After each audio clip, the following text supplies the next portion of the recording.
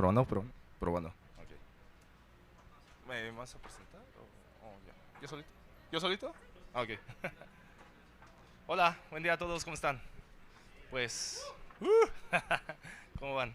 Pues, bueno, mi nombre es Ashley Muñoz, yo trabajo en Kaspersky, tal vez algunos ya me conocen, otros no, y vengo a platicarles sobre dos investigaciones recientes que publicamos, ¿no? Constantemente estamos haciendo esto y les quiero hablar sobre ransomware, uno que llamamos Ymir, como un dios nórdico, y les voy a hablar sobre un incidente que logramos detener, donde el acceso inicial fue mediante un Fortinet. Y pues bueno, ahorita van a ver un poquito más sobre las investigaciones, ¿no? Nada, esto es ya lo que les acabo de platicar. Y bueno, ¿quién soy? Ashley Muñoz, yo laboro en Kaspersky, exactamente en el equipo global de respuesta a incidentes, ¿no? Aquí ven algunos de mis compañeros y un oso. El osito es la mascota de Kaspersky, por si no lo sabían. Se llama Midori. Y bueno, tengo experiencia ya algunos años en forense digital, respuesta a incidentes. Me gusta mucho meterme a temas de análisis de malware, ingeniería inversa. También he hecho proyectos de threat hunting, ¿no? Tengo algunas certificaciones. He participado en proyectos de ciberinteligencia. Y bueno, en el mundo laboral yo inicié como pen tester y la vida me llevó al otro lado, ¿no? Del lado ofensivo, ahora me gustó lo azul. Ahí tienen mi información por si gustan agregarme, al final se las pongo también. Y bueno, pues generalmente todo en mi mundo comienza con un incidente, ¿no? ¿Qué ocurrió? Una respuesta a incidentes en un cliente de Colombia, identificamos una muestra de malware. Y esto fue a 2 días antes de que un ransomware fuera ejecutado dentro de la infraestructura. ¿Qué es lo que vimos? Un tipo de malware que conocido como Rusty Stealer está diseñado para robar datos, desde datos de hardware, versión del sistema operativo, los usuarios, direcciones IP, etcétera, hasta temas de criptomonedas, datos bancarios. Y vimos que este estaba siendo desplegado en múltiples sistemas. Aquí, ¿qué fue lo que pasó? Pues nosotros le avisamos al cliente, ¿no? Le dijimos, oye, está pasando algo, pues revísalo. El cliente no tomó acción y bueno, después sucedió algo malo. Pero bueno, 50 minutos después de que descubrimos esto, también vimos que había malware que estaba siendo utilizado como proxy, ¿no? Se veían comandos, se veía que estaban recolectando información. ¿Y qué es lo que más le interesa, por ejemplo, a un pentester, ¿no? Cuando hacen unas pruebas, pues comprometer el controlador de dominio, ¿no? Se vuelven dioses cuando se siente bien, ¿no? Sí, sí. Entonces, pues 50 minutos después lo comprometieron. Entonces ya, el cliente era de ellos. Y bueno, ¿qué es lo que vimos? Rusty Stealer, pues por ejemplo aquí tenía este nombre como Audio Driver 2 y tenía este tamaño. Se colocaba en esta ruta, una ruta temporal. Sabemos, o tal vez los que hacen pruebas de penetración, que generalmente buscas cómo ejecutar algo, pues buscas la ruta de temporales, ¿no? Ahí sí hay permisos de ejecución, de escritura. Entonces allí se colocaba.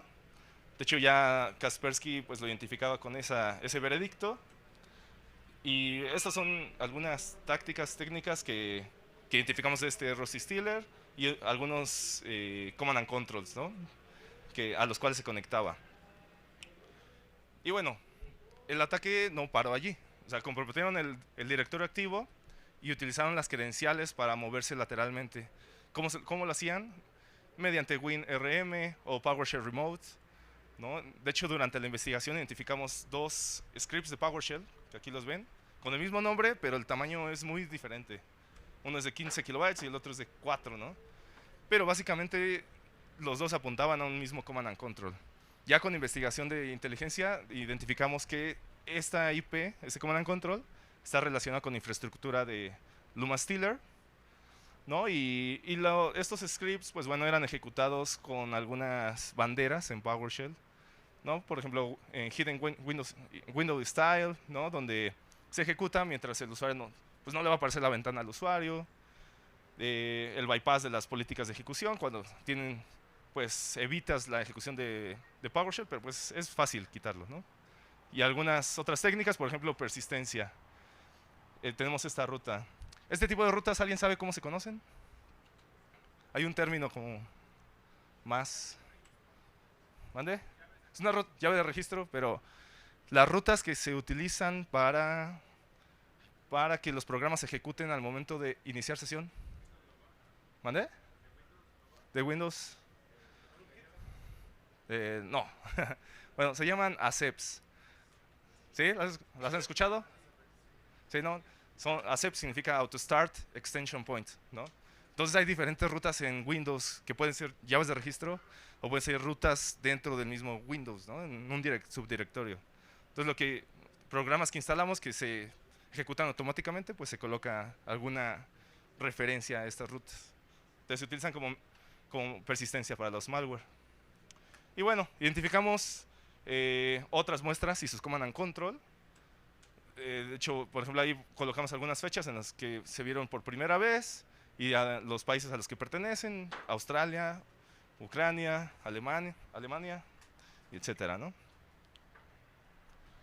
Y bueno, estuvimos revisando más sistemas, identificamos otro script de PowerShell adicional. Se ve que al atacante le gustaba utilizar PowerShell, ¿no? Y contenían un command and control diferente, y este era utilizado para filtrar información. No sé si se alcanza a ver, pero yo aquí no lo veo muy bien.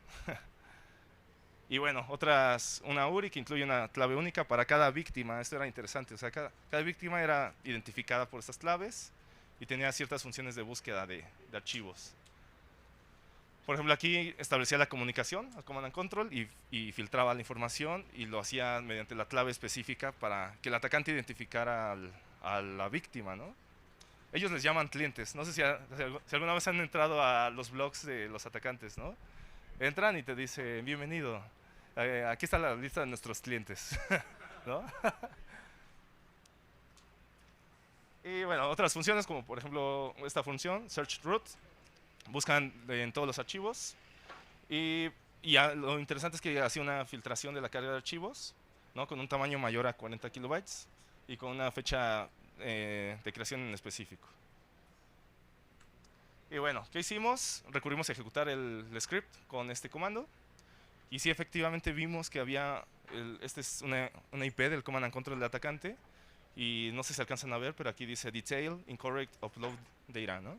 Entonces, efectivamente, el atacante esperaba información, ¿no?, de las víctimas. Ahí está.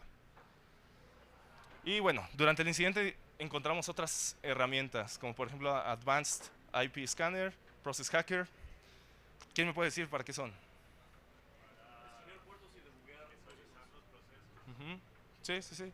Básicamente ya se olvidan del Nmap y utilizan Advanced IP Scanner, se lo exportan rápido y ejecutan, ¿no? Y Process Hacker, un administrador de procesos avanzado, por así decirlo.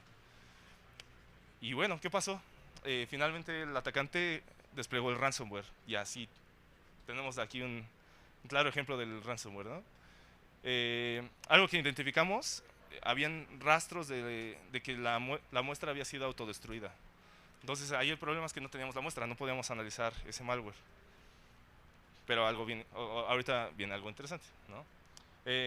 Bueno, parte del texto de la nota se configuró en el campo, es otra llave de registro, ahí se configuraba la parte de la nota, y cuando te cifraba el equipo, pues generaba un PDF que se llama Incident Report. Entonces ya el usuario tenía que abrirlo y ahí venían las instrucciones para contactar al atacante, ¿no? Bueno, algo interesante es que previo a este incidente, por otro medio, o sea, encontramos otra muestra de ransomware y contaba con con características interesantes, o sea, como evasión de detecciones, ejecución de operaciones en memoria, y lo interesante es que vimos que esa muestra que logramos cachar pertenece al mismo atacante, porque en este incidente no la pudimos obtener. Entonces ya pudimos relacionar esta muestra con el incidente y saber un poco más sobre el atacante, ¿no? Entonces recurrimos a un análisis estático de la muestra. ¿Cómo empezamos? Pues vimos propiedades del ejecutable, sus valores hash, vimos que era para 64 bits, ¿no? En qué había sido compilado. Contenía WinAPIs importantes. WinAPIs, ¿qué me puede decir que son las WinAPIs? Ajá, sí. Básicamente los programas en Windows utilizan WinAPIs para comunicarse ya sea desde modo usuario y modo kernel y que realicen operaciones en el sistema operativo, ¿no? Entonces, por ejemplo, tenemos las más destacables, estas que tienen que ver con criptografía, que sabemos ransomware, pues va a invocar funciones. Bueno, las WinAPI se encuentran dentro de las DLLs. Las DLLs sabemos que son bibliotecas y pues una biblioteca la puedes consultar y utiliza las funciones dentro. Entonces bueno, estas son algunas de las que utiliza y que son cotidianamente utilizadas para ransomware. Y bueno, aquí a pesar de que la mayor de la información de la muestra era desempaquetada en tiempo de ejecución, que significa que si haces un análisis estático de la muestra así, tal cual, sin ejecución, hay muchas cosas que tal vez no vas a ver. Entonces tienes que ejecutarla en un ambiente y se van a desempaquetar. Es como si descifrar, puede ser, o decodificar, etcétera. Y bueno, ahorita vimos, lo que logramos ver era la nota de rescate, vimos algunas cadenas de texto, algunos valores hash. Todo esto también nos sirve para empezar a generar indicadores de compromiso. Información de la muestra, ¿no? El atacante utilizó MinGW, que es una parte nativa de Windows, ¿no? Para crear esta muestra. Y aquí hay algunos indicadores de compromiso. Y bueno, un factor interesante fue que la fecha de creación del PDF que venía dentro de la muestra, pues fue el día 31 de agosto del 2024, que fue el mismo día de la fecha de compilación, ¿no? Y pues una fecha muy cercana al incidente. Aquí, por ejemplo, vimos la nota del ransomware, se encontraba un ejecutable, está dividido en varias partes, varias cabeceras. Hay una que se conoce como .data, entonces este PDF se encontraba allí, ¿no? Aquí se logra ver, bueno, yo no lo logro ver, pero pues esto es útil para crear reglas de detección, ¿no? Creas las reglas de detección, se las compartes a otros equipos y ya empiezan a identificar estas amenazas, ¿no? Y bueno, mediante ingeniería inversa, identificamos también que el malware contiene funciones relacionadas con CryptoPP, que es una biblioteca de código abierto hecha en C++ y se utiliza para operaciones criptográficas. Si en alguna parte de la ingeniería inversa, bueno, del código, viene toda la lista, de hecho, de los archivos que no va a cifrar. Y esto hasta lo puedes utilizar como práctica.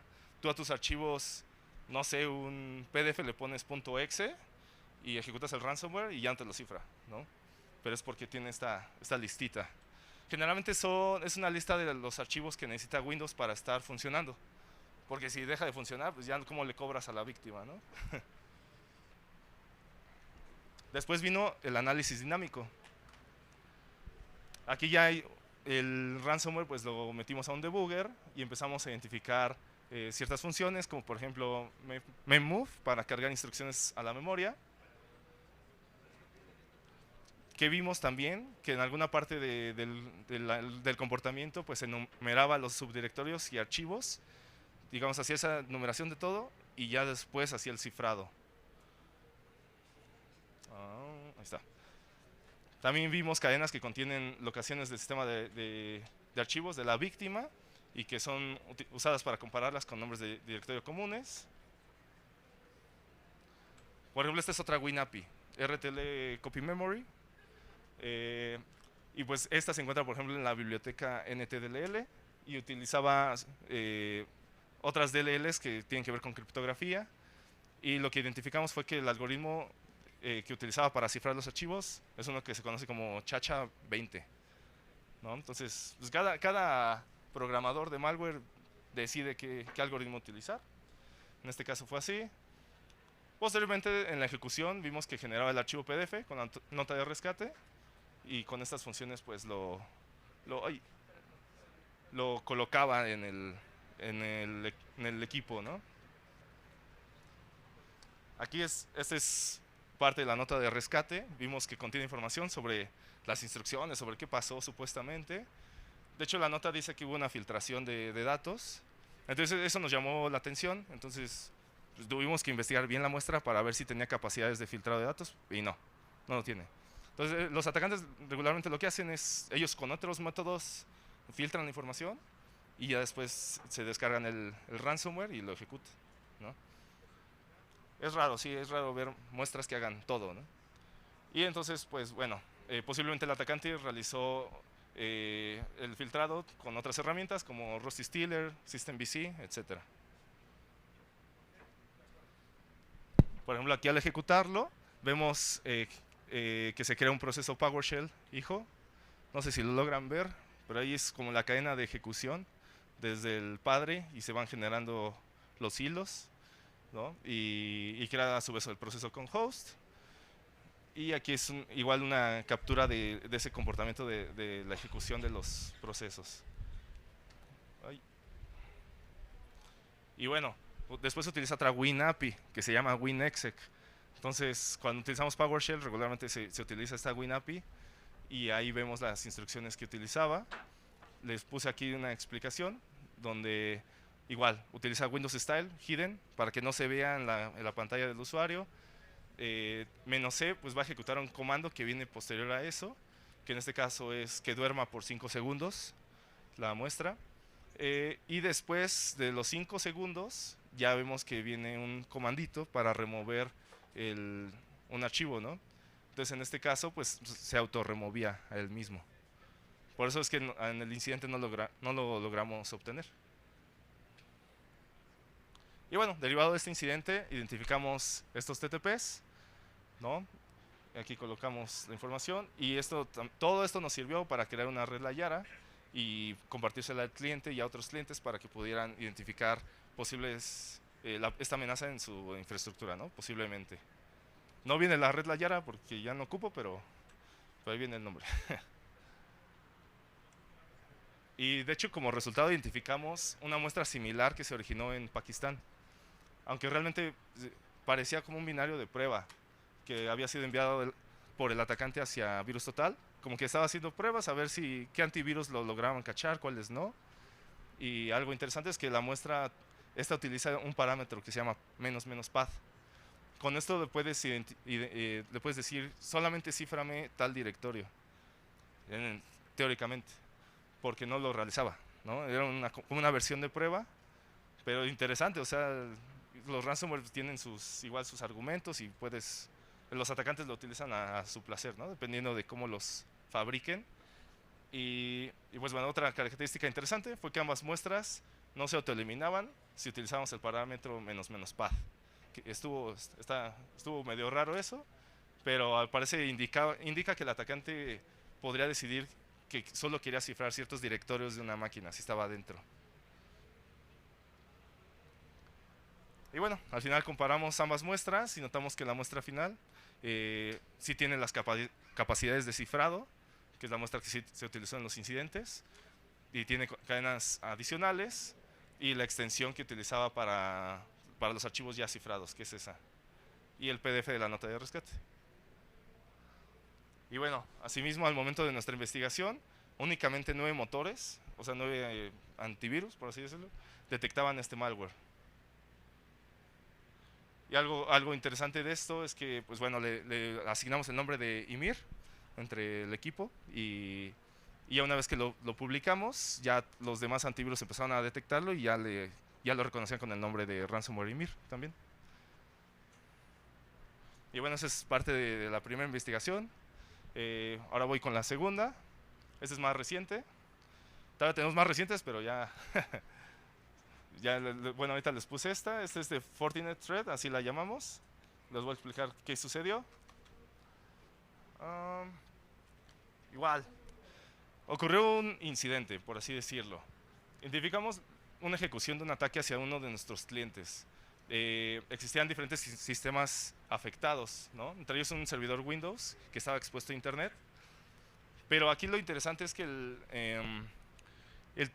logramos identificar, digamos que el cliente tenía Kaspersky instalado en algunos equipos, pero el ataque sucedió en un equipo que no tenía Kaspersky, ¿no? Y nosotros lo logramos cachar cuando el atacante empezó a hacer movimientos laterales. Entonces ahí es cuando tuvimos que hacer esta investigación, empezar a trazar hacia el pasado para llegar al punto inicial de este posible incidente. Y pues vimos que la empresa tenía una tecnología de Fortinet en este servidor Windows expuesta a internet. De hecho, este servidor Windows solo tenía estos dos puertos expuestos. y tiene que ver con algo que se conoce como FortiClient EMS. Ahorita les explico un poquito más de eso. Y bueno, en octubre de 2024, pues como les mencioné, teníamos ciertos agentes de MDR instalados en el cliente y empezaron a alertar sobre una dirección IP realizando comportamiento medio anómalo, ¿no? Por ejemplo, empezó a realizar solicitudes para acceder a recursos compartidos y etcétera, pero bueno, lo logramos cachar en los equipos que sí tenían Kaspersky. Y por ejemplo, aquí hay unos ejemplos, ¿no?, de los recursos a los cuales intentaba acceder el atacante remotamente. Que, bueno, después de la recopilación y análisis de evidencias, porque vimos que estaba sucediendo algo extraño, entonces dijimos, pues, hay que averiguar qué está pasando. ¿Cómo hacemos? Lo que hacemos es enviamos regularmente un ejecutable y el cliente nada más lo ejecuta con permisos de administración y automáticamente extrae todos los artefactos que son las evidencias, nos las comparten y empezamos a trazar en unas horas para atrás, ¿no? Cazando los sistemas infectados. Y bueno, vimos que el atacante, pues bueno, utilizó uno de estos puertos, al parecer, que están relacionados con FortiClient EMS, que es una tecnología que este cliente utiliza para asignarles políticas a sus empleados, los que se conectan por la VPN de Fortinet, pues allí ellos descargan las políticas y que puedan conectarse, ¿no? Entonces vimos que el atacante utilizó otros artefactos como Screen Connect y AnyDesk. Estos pues son programitas que muchos utilizamos AnyDesk, ¿no?, para conectarlos remotamente. Entonces así el atacante busca una persistencia para que no tenga que explotar nuevamente el punto inicial, pues ya accede por unas credenciales de AnyDesk o de Screen Connect. Y bueno, lo que vimos es que empezamos a sospechar porque le decíamos al cliente, oye, pero es que ¿qué versión de FortiClient tienes? Y nos decía, no sé. ¿No? Entonces ya con otros logs vimos que la versión instalada era 7.01 y justo en ese año, en mayo de ese año, del año pasado, sacaron unas POCs sobre la explotación de este FortiClient y hasta ya tenía un CV asignado, ¿no? Entonces ya estaba la POC, ya está, de hecho hasta está el código para agregarlo en Metasploit y ejecutas esto y tienes acceso al equipo remotamente. Entonces lo que hicimos fue solicitar evidencia adicional para confirmar esto, ¿no? ¿Qué hicimos? Pues tú como forense tienes que pensar, ok, a veces hay tecnologías que no sabes cómo funcionan o si generan logs. Entonces, pues en este caso hay dos rutas donde se pueden generar logs. Las solicitamos al cliente, pedimos la primera, investigamos y no había nada de evidencia. O sea, sí había evidencia, pero nada concreto. Y en esta segunda ruta, allí sí encontramos registros que nos ayudaron a determinar hasta el punto inicial en que fue el ataque. Aquí recorté todas las evidencias para solo poner lo más importante. Y vimos, o sea, si ustedes estudian SCVE, se pueden dar cuenta que utiliza una inyección de SQL. Y aquí está justamente la evidencia, viene el log ahí con la fecha, la hora, y se ven aquí los comanditos de cuando activan la shell, ¿no?, en una inyección SQL. Ahí se ve claro XP SMD shell, ¿no? Y cuando encuentras eso dices, está padre, aquí está el vector inicial, ¿no? Y no siempre, porque a veces te eliminan las evidencias los atacantes. Y bueno, revisamos datos de telemetría que tenemos en Kaspersky, identificamos comandos ejecutados por los atacantes. Utilizaban, por ejemplo, este comando con una URL codificada. Viene todo este comandito y esto, lo rojo, es lo que venía codificado. Aquí ya viene decodificado. Y pues bueno, vemos que es un comando de core. Es una petición web a esta URL que es de Screen Connect, que es lo que vimos al principio, Screen Connect en AnyDesk, ¿no? Y de hecho vienen estos argumentos. Ahí lo que nos llamó la atención es ese que puse en rojo, que dice guest. ¿Por qué? Porque al parecer estaban utilizando tal vez una versión de prueba al ser de invitado, es nuestra teoría, ¿no? Pero también observamos que el uso del binario de cert útil, que como pentester seguramente también utilizan cert útil para otras funciones, ¿no? En este caso el instalador, pues bueno, se almacenaría como update.exe o sea, al conectarse allí, y lo bajaba al disco C, y para después ejecutarlo en segundo plano.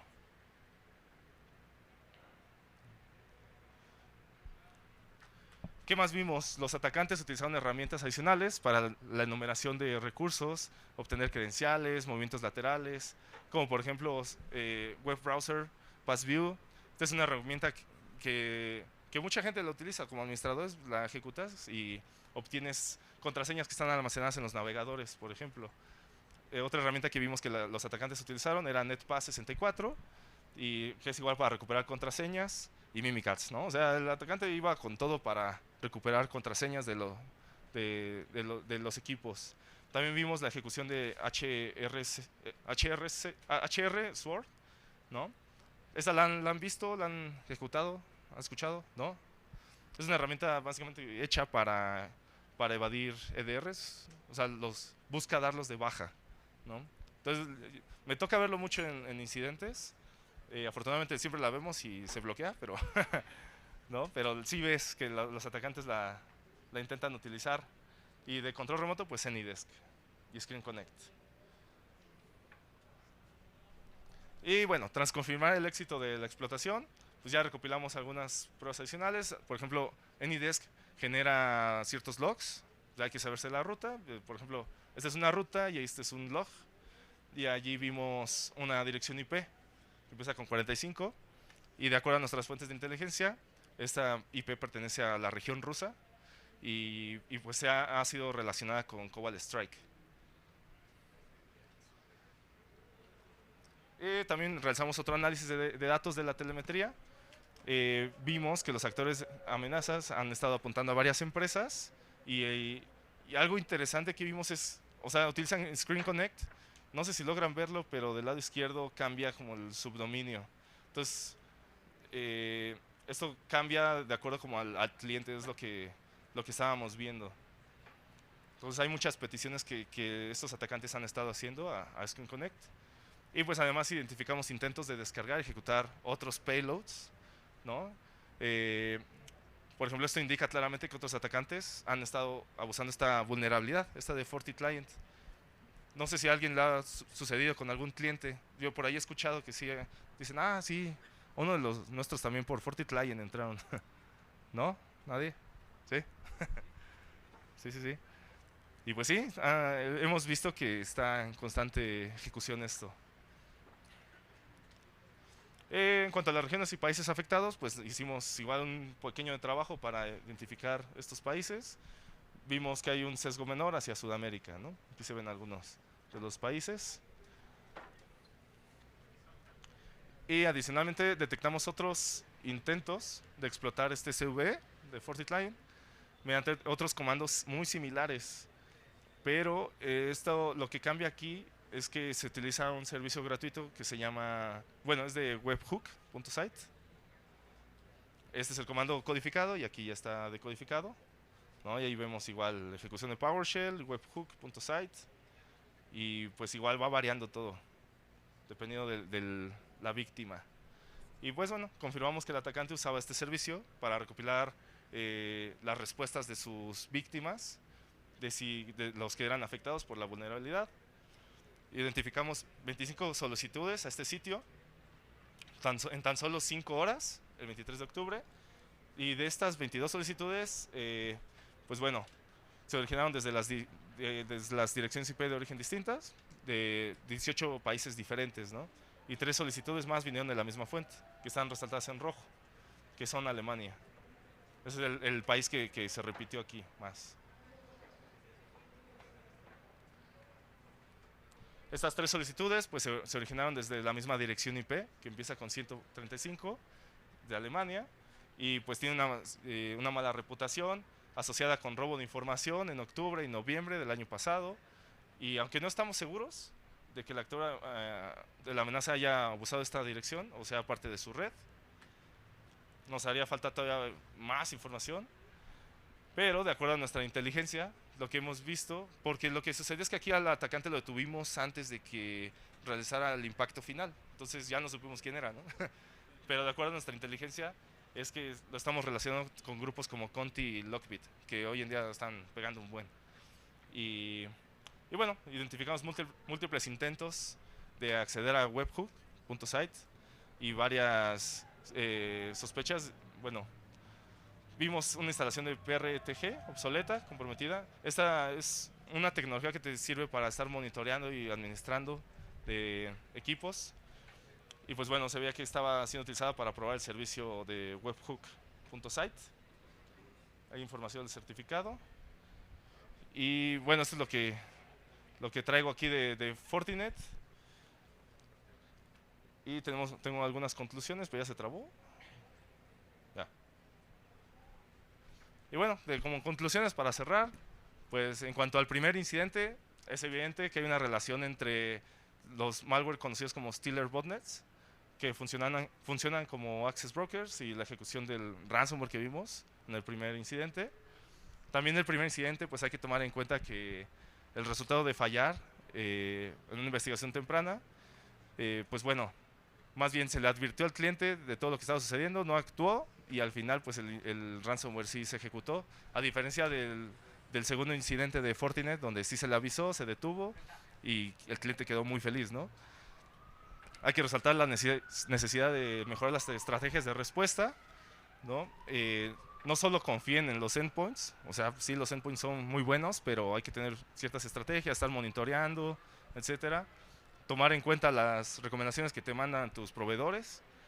Y pues bueno, como siempre, actualicen todo, ¿no? En cuanto a FortiClient, pues hay que actualizar arriba del 7.0.1, ¿no? O 7.2 o para arriba.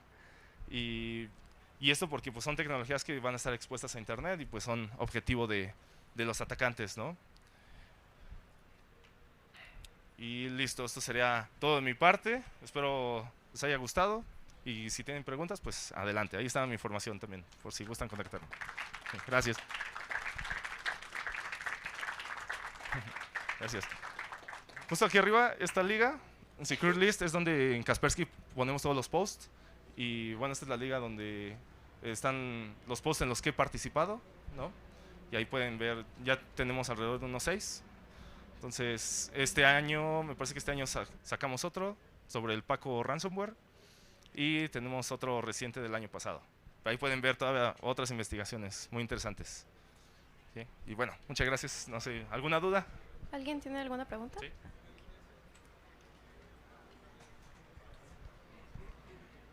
En el primer ejemplo que pusiste de Colombia, el incidente que detectaron, cuando ustedes detectaron el incidente, prácticamente esa actividad era de los access brokers. Y cuando ya se soltó el ransomware, digamos que vendieron ese acceso a alguien más. Puede ser, no estamos seguros. Es la teoría. Okay. Pero a veces, ajá, es la teoría. Regularmente pasa eso, ¿no? Ya hoy en día se dividen los tipos que solo te comprometen y los tipos que desarrollan el malware. Va. Va. ¿Alguien más tiene alguna pregunta? Ya. Voy.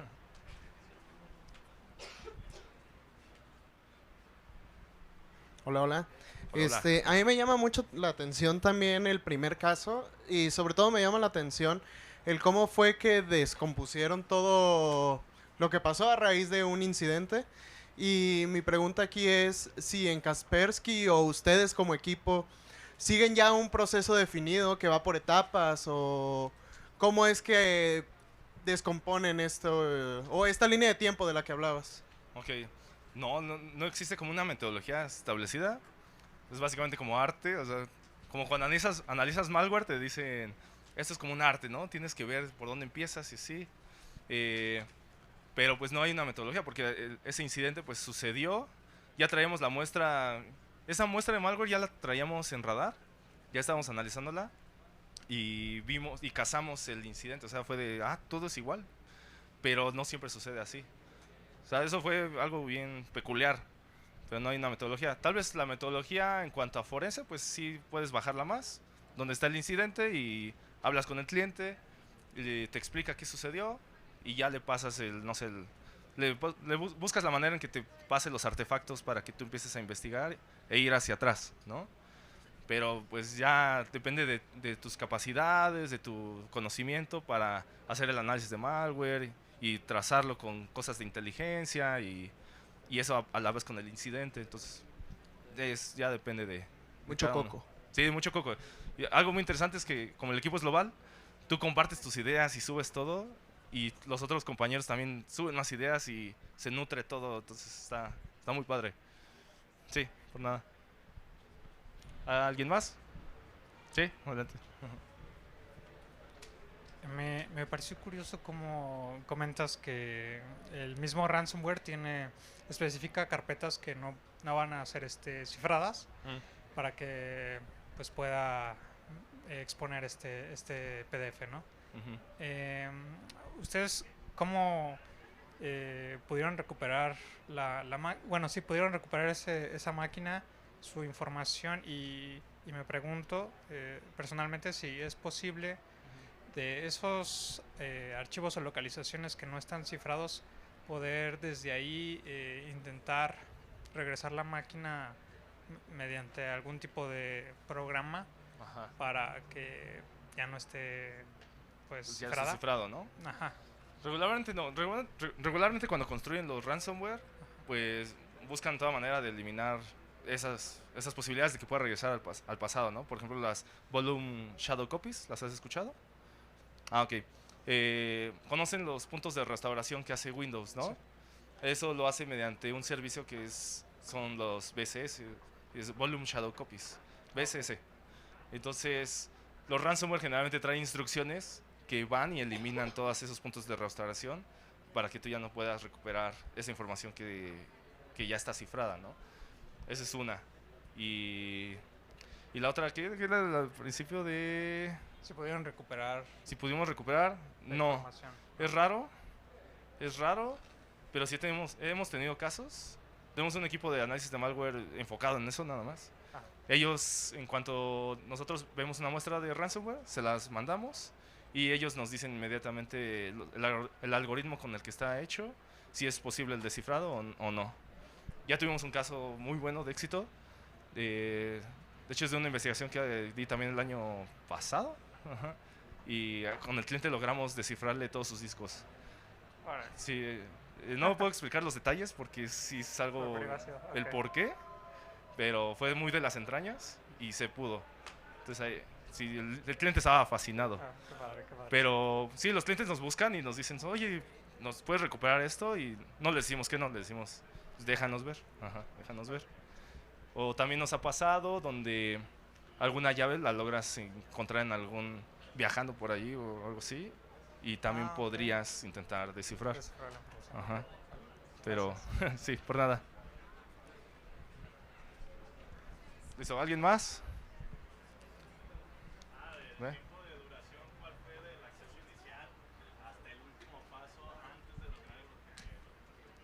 ¿Cuánto? Ok. Sí, del de Fortinet, ¿no? Voy a repetir la... Ajá, va, adelante. ¿Cuál fue el tiempo de Ay, acceso inicial, desde el acceso inicial hasta la última etapa antes de cumplir, de generar el impacto en el objetivo? Mira, el cliente nos contactó así inmediatamente. Era un cliente de España y yo tomé la llamada y bueno, me tomó como 3 horas, así, como 3 horas. Rápido mandé el ejecutable, me pasaron las evidencias y procesé, analicé rápido y fue desde este equipo y ya me dijeron, es que tiene un Forti client, rápido, otra vez evidencias de ahí y ya, llegué o sea, como en 3 horas, 4 horas llegué al punto. Entonces por eso el atacante no tuvo manera de hacer algo más. O sea, fue hands-on keyboard, o sea, había sí, otro güey allá. Ajá. Yo creo que sí, se quedó frustrado. Sí, y lo bueno es que no llegó a más equipos, o sea, como unos 4. Hiciste enojar a los rusos, güey. Sí. Que este video no salga por allá, por favor. Híjole, ya. No me van a entender. Pues listo, ¿alguien más? ¿No más? Sí, tú. Adelante. ¿Han tenido algún caso de ejemplo en el que cambian el idioma del host, por ejemplo, a ruso, para que algún ransomware no lo ataque? O sea, ¿nosotros cambiarlo? ¿O cómo? Claro, tener algún host, por ejemplo, he tenido hosts vulnerables Ajá. que dicen las malas lenguas, uno pone el idioma en ruso del sistema operativo para que el ransomware cuando vaya a escanearlo dice, es amigo y no lo infectó. Ah, es amigo. No, no. No he visto un caso que sea exitoso, ¿sí? Yo lo he escuchado, la verdad ¿Te que lo no has lo he visto escuchado? nunca, pero O sea, yo lo que he aprendido de analizar muestras, no sé, o sea, a veces se fijan en el idioma, pero como que ahí queda. Pero puede ser, ¿eh? Puede ser. bien. Gracias. Sí, por nada. Bueno, un caso que, algo así, que sí hice, tenía que adquirir una evidencia de un equipo en otro trabajo y en cuanto conectaba yo mi USB me cifraba todo, o sea, mis archivos para extraer, las evidencias pues también me los cifraba. Entonces yo estaba harto, ¿no? Y estaba aislada. Ya lo que hice fue pensar en, ok, si tienen tales extensiones, no me las va a cifrar. Entonces a mis ejecutables les puse la extensión de los archivos cifrados, de cómo quedaban, se los cambié, ya conecté el USB y ya, como si nada, y ahí dentro ya cambié las extensiones. Ajá, eso sí. Y ya, ¿alguien más? Además, Bueno, pues muchas gracias por asistir. muchas gracias. También de paso les comentamos que en tienda todavía hay playeras, hay badges. Esta es una forma de apoyar al evento. Y, ajá, muchas gracias. Muchas gracias.